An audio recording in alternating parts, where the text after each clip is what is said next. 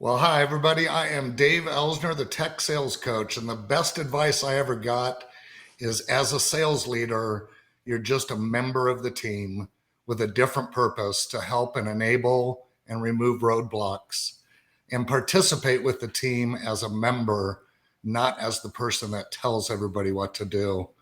And I got to say, the worst advice that I've ever gotten is ABC, always be closing.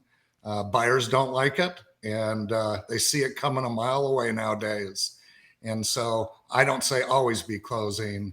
I say always be working to help your customer achieve their goals. Wow. Those that let's start with the great advice there. So when did you happen upon that, Dave? Who gave you that, and how did that help you?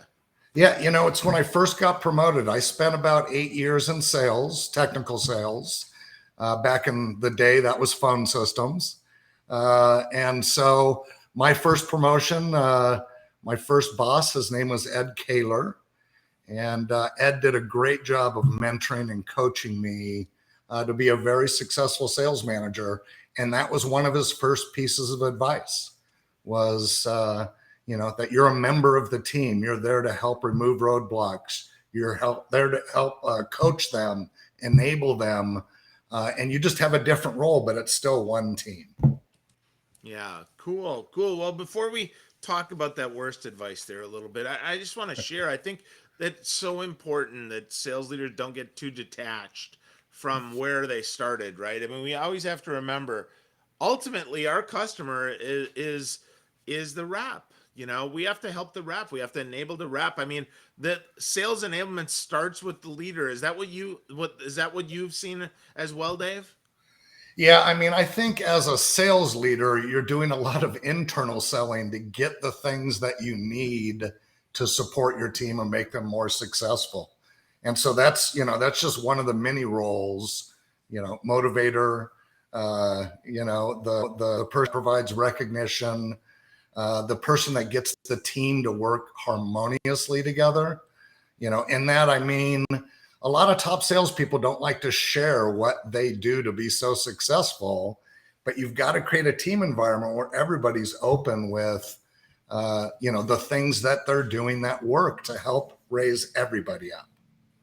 Yeah, I agree with that. I agree with that. Do you think that also some of the top sales reps don't share what they know because they don't think that it's special? They just think it's what everybody does, and they don't think they have magic. Or do you think that they think that they actually do something different?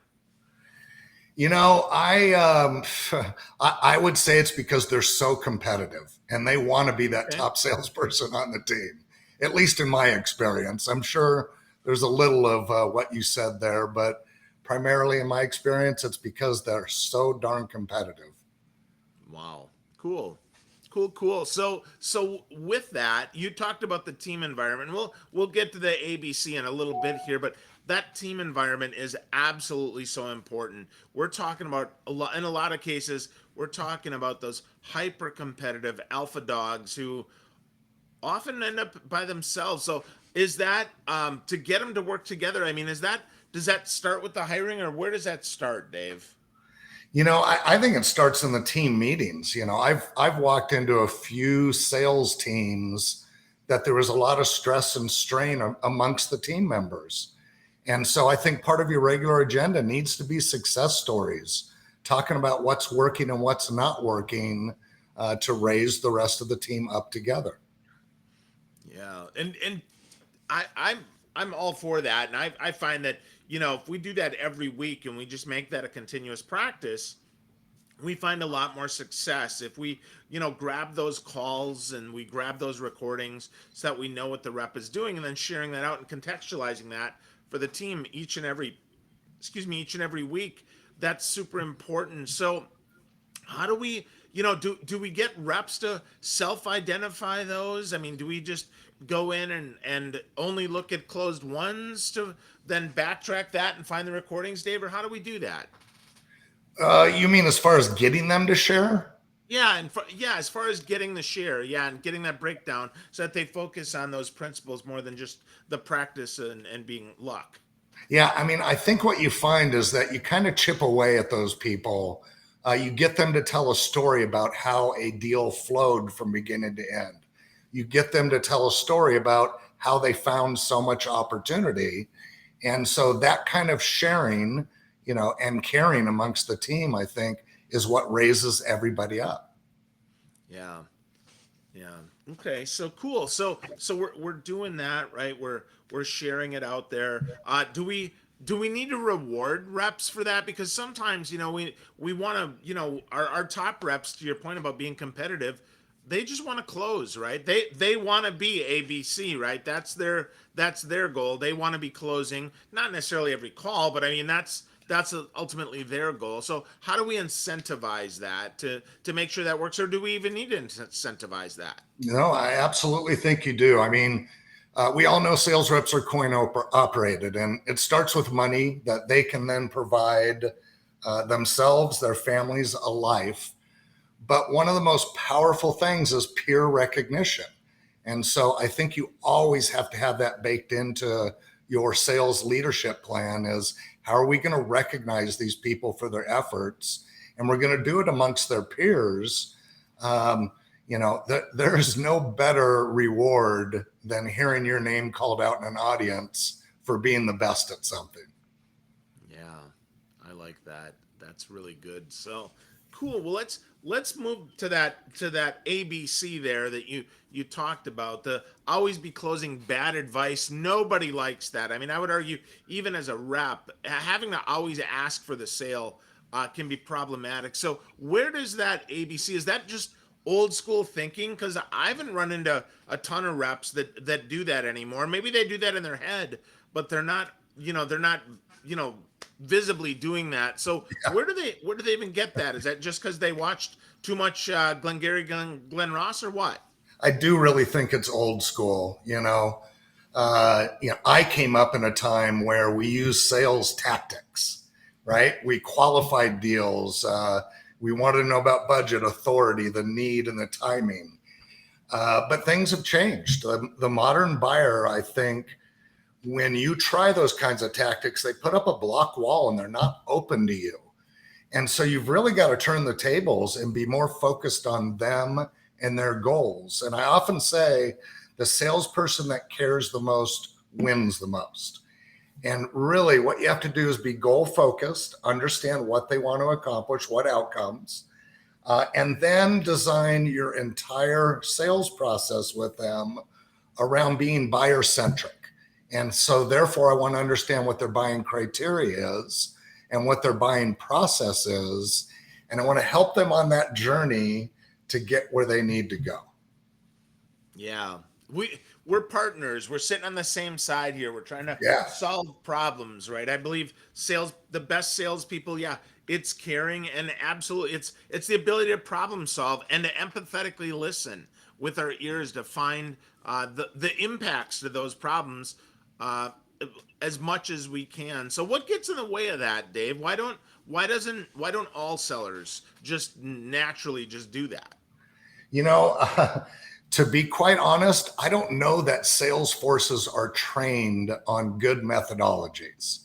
And so what they're relying on is the experience of their manager, the experience of people that they've worked with over the years.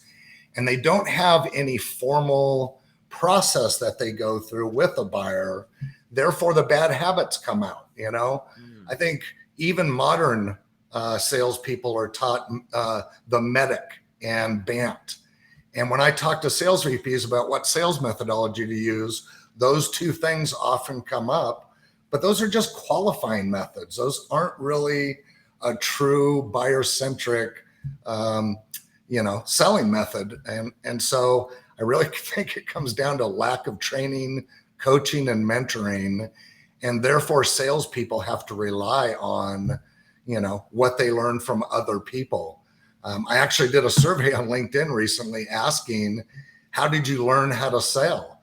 And the least votes came from the sales manager and sales training.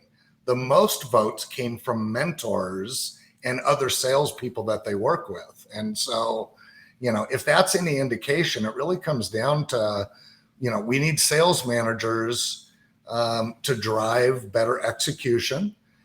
And we need to provide our sales teams with a common language sales method that everybody can practice together to achieve higher results.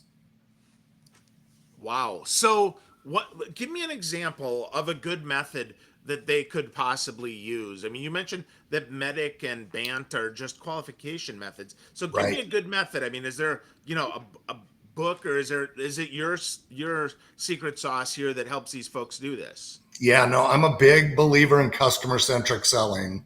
I trained my entire 200-person sales force on that method in 2006, and we saw results improve in every category as a result of it. Now, I actually went one step further and started customizing that training because it wasn't identifying with my salespeople to sell a pin or a widget or this or that.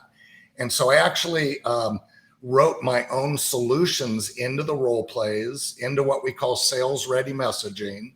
And I customized all the materials so that when they're doing the role plays, they're role playing real world stuff that they can take and put into effect right away. We also had very strong execution and reinforcement plans. It wasn't about sending them to a training event.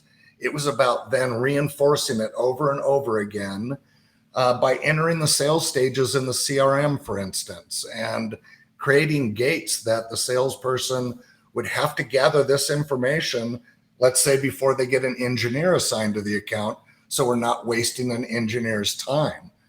And so, customer centric is all about being buyer centric and focused on the customer, their goals, and their outcomes. And it provides a great roadmap for the sales teams to execute against. Again, it's all about getting better results. So that's the atmosphere we want to drive. Definitely.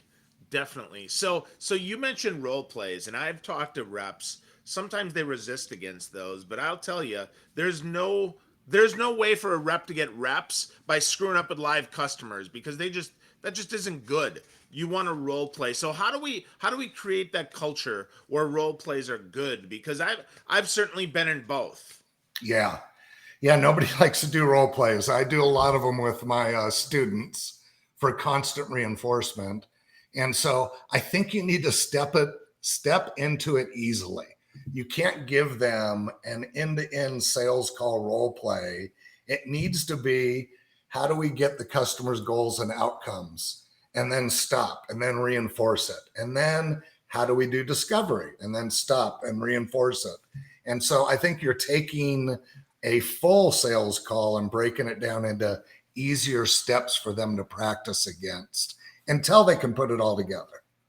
Yeah. Well, I completely agree. I think about, when I used to play baseball, you learn how to field a grounder, then you learn pop flies, and you learn how to swing the bat and make the right throw, and then hit the cutoff man, and all that different stuff. But we don't learn all of that, right? At one time. We don't put that all into play because that's just too much. I can't do that. There's 68 now moving parts, and that's just way too much. That's funny. It reminds me, I taught my daughter when she was 5 softball. I was the softball team coach. And I taught them so much in our first 2 weeks of practice that when the first ball was hit against us, the entire team ran to the outfield to get the ball. And that's because I was so focused on, when that ball goes, you go. And I didn't break it down and take the proper steps to teach them.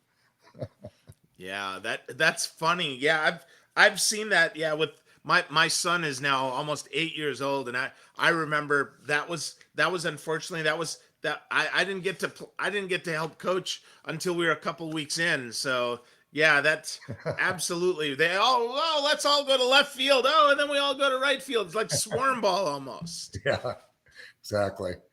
Yeah. So how do we, breaking it down seems like, such an obvious thing. I mean, anybody who's done anything knows that it's about the combination of steps, not just the totality there. So how do we help reps really embrace that to really enable them to achieve higher? Yeah, I mean, and we talked about this briefly. I like creating a what we call a no excuse sales environment. And that is that you have all the proper tools, people, process, and culture in place to make it easy on the salesperson to accomplish what you want them to accomplish. And I was thinking about it this morning, and in 2006, I actually built a sales process guide for my sales teams. Wow. Kind of ridiculous that it's a 3-ring binder from 2006. I'm sure it's all online now with learning management systems and stuff like that. But, this taught them everything that they needed to do their job effectively. And so, when it comes to tools, you got to have, the right customer relationship management tools. You got to have sales engagement platforms, collaboration tools, lead generation tools, you know, proposal and contract management tools. And then from a people perspective, you got to give them sales training and coaching. You got to give them a marketing team that pulls data and generates campaigns and prepares that sales ready messaging that I talked about. It provides success stories and use cases. You need customer support, inside sales, sales engineering, and then process clear performance expectations, active weekly coaching with performance reviews. Sales process needs to be understood. And then there's a whole bunch of other things. You got to do customer QBRs, have your annual planning. And then the most important thing, I think, for a team success is culture. You got to create a team that shares with each other. I call it the ultimate expectation. Do more than I ask you and share it with everybody. And you're probably smarter than me. So if you have an idea as to how I can improve things, tell me. And then, they've got to be accountable. You got to do recognition, and you need to keep them customer centric focused. So really, whenever I inherited or built a sales team, I thought about those 4 things and creating a no excuse sales environment. What tools will they need? What people do they need around them to be successful? What process will they use? And culture, culture, culture. Yeah. Wow. I know there's a Wow. lot. That's great. Well, let's go into a couple of those for sure, because I think that is a lot, but I think it's it's able to be broken down so that we can talk about that. Let's talk a bit about some tools, because as a tech sales coach selling with salespeople who frankly are a little more technical. Maybe they understand technology, at least maybe if they haven't embraced it. So what are some of the new tools, Dave, that you're starting to introduce into some of your coaching? I'll tell you, there's some incredible AI tools being released right now. One of them basically transcribes an entire conversation I could be having with a potential client. And so I don't need to sit there and take notes. I can be focused on the customer. I can be focused on their outcomes, knowing that those notes are going to come after our conversation. And then from those notes, I can write a phenomenal follow-up letter that captures everything that the customer said. I'm also seeing some really good sales engagement platforms that are creating cadences for salespeople to save them time. Something that will flow through, like look at the LinkedIn profile, engage with their content, and it kind of guides the salesperson to the best practices necessary to create a prospect. And so there is some really, really neat stuff happening out there. I know that there's one company that even does coaching in the ear while somebody's on a call, and it judges the customer's attitude towards things and make recommendations about what you can say to improve your chances of success in that convo. It's kind of mind blowing, the stuff that's coming out now. Wow. I mean, how do we get a rep used to that, though? I mean, they're not used to that real time coaching. I mean, in some organizations they're not used to any coaching, so that real time coaching has got to be kind of weird. How do we get the rep kind of used to that and still being present with the prospect? Yeah, I think I would have difficulty having somebody chirp in my ear. I would rather, while I mention that this is out there, I think I would rather take the notes or the input after the conversation to improve the next conversation. But with all things, you get a rep to utilize this stuff because it saves them time so they can stay more focused on the customer. And that's really what it's about. All the CRM plugin tools that are out there, these things are saving us valuable time. Yeah, for sure. For sure. Yeah, lots of cool tools there. So with that, let's go deeper into your ultimate expectation, because I think that, in a nutshell, I mean, if we can get that, we can absolutely win, right? We can coach our teams, we can enable our teams, because they'll then help each other. So let's dive back into that Sure. and go deeper on that, right? If we expect first they're going to share, that's really important, right? That's the first piece of that. And so, you talked about that early, but the second piece of that is often that they're going to be willing to give feedback to their sales leader. And that maybe hasn't been rewarded everywhere. So how do we even start that, Dave, when they've been, smacked in the head by previous sales leaders, for even if they've said that? How do we get that going so that they are willing to say those critical things, I guess, in a positive way? Yeah, I mean, I always presented the sales team with, hey, we've got this problem. We're not getting enough leads, in Southern California, let's say, and open it up for their ideas. What are the things that we can do as a team to improve everybody's results? And so I guess it's a fair amount of diplomacy. Even if I had my own ideas about what we wanted to do, I let the team generate the ideas first. Because if you can get that buy-in to the actions they're going to take, they're going to execute better against those, ideas that you came up with. Sure, sure. A rep who is bought in is a rep half coached, I believe. The more we can get that buy-in, the more open they are for that coaching, the more open they are for that sharing, the more open they are for trying new things and That's right. seeing what might be, right? Yeah. And I don't think that sales reps like to be told what to do to be successful. We want it to be their idea because people are convinced by things they come up with quicker than what we tell them to do. Yeah, I like that. So with that, we want to create that culture of coaching, that culture of enablement. A first step, though, maybe for a sales leader who maybe hasn't been brought up in that, maybe that isn't even the culture of the team. If I want to start that bottom up with my team, out of the 10 sales managers that we have, where should I start that, Dave? I think you got to look at where can I save them time. When I was running Nexus, we had built a rather large public sector team. And what that meant is we had to do a lot of RFPs. And in order to help them with the time necessary to respond to an RFP, we came up with an RFP library.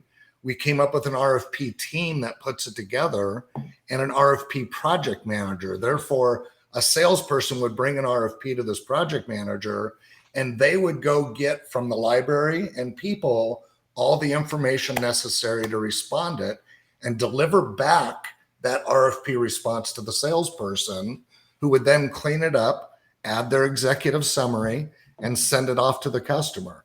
Where it took a salesperson, maybe a couple days to do an RFP in the past, now we've got a team of people and resources built for them to help them through that process. And we went from being able to do 50 RFPs a month to over 300 RFPs a month as a result.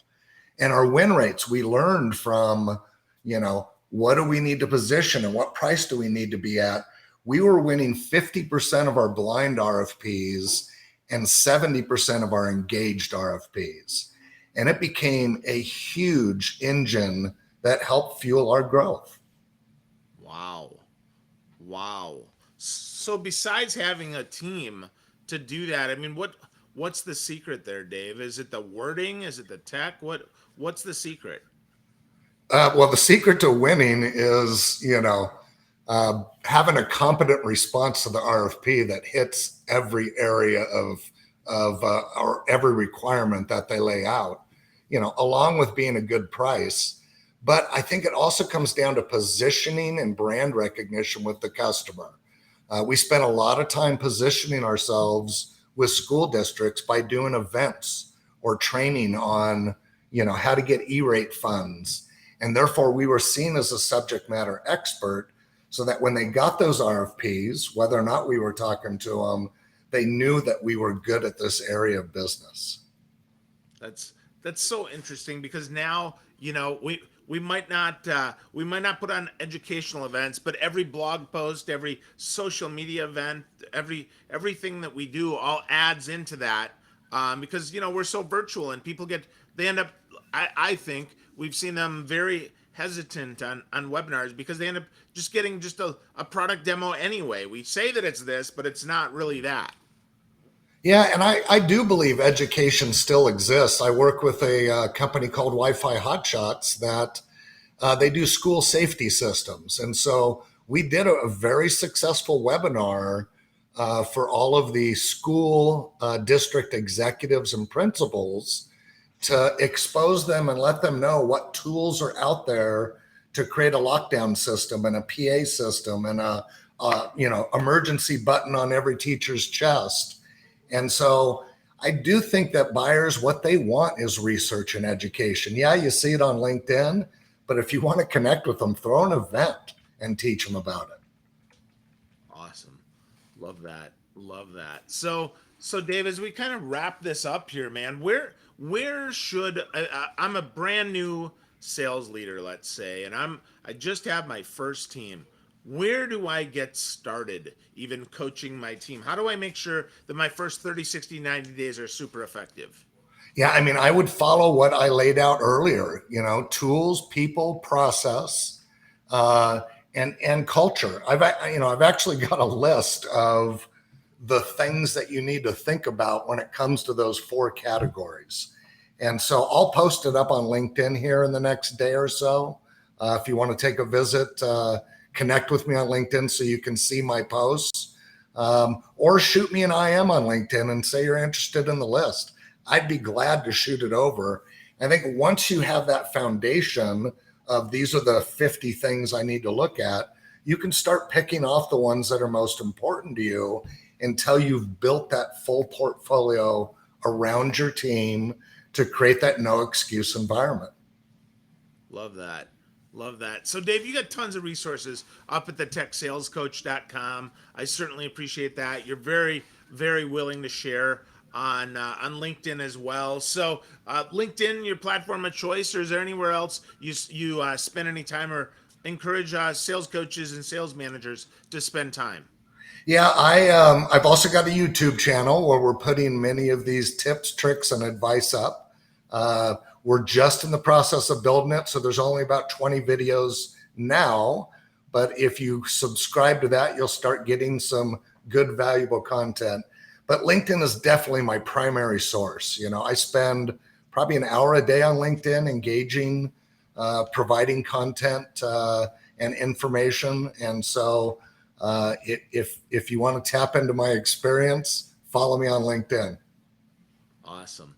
Great stuff, Dave. As always, as expected. Thank you, my friend. Again, Yeah. folks, if you're listening, you're watching, go to the techsalescoach.com.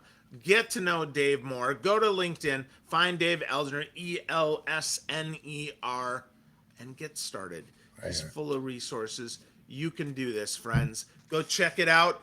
Get going, building your tools and your people, your culture, and your processes. Thank you, Dave. Great stuff today. All right, Phil. Thank you, man. This was fun. This was way fun. Thank you.